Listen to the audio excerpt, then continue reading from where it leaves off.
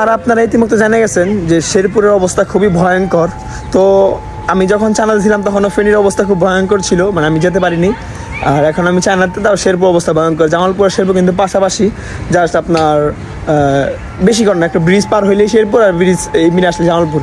তো আমার যত ভালোবাসা মানুষ আছেন, যত সবাই মানে সাবস্ক্রাইব এবং ভালোবাসা মানুষ যারা আছেন, তো সবাই মিলে একটু শেরপুরের পাশে যাবেন, মানে থাকবেন।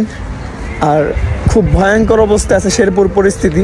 আমি আশা করি সবাই যাবেন, কারণ আমার দ্বারাই পসিবল হচ্ছে না।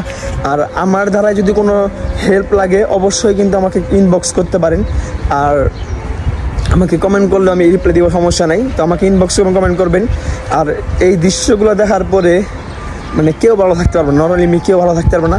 কারণ আপনি দেখেন কি একটা দৃশ্য, ড্রোন শট দিয়ে যে ভিডিওগুলো নিচ্ছে, যে পরিমাণ পানি আর পানি, মানে বলার মতো না। তো আপনার এসে আমার একটাই যাওয়া, সবাই একটু শেরপুর পাশে দাঁড়ান, আর সবাই তাদের চলে যান, শেরপুর পাশে দাঁড়ান, শেরপুরকে উদ্ধার করুন। এই ভয়ঙ্কর পরিস্থিতিতে আপনাকে উদ্ধার করতে দেবো, তাহলে তাই পাশে চলে যান।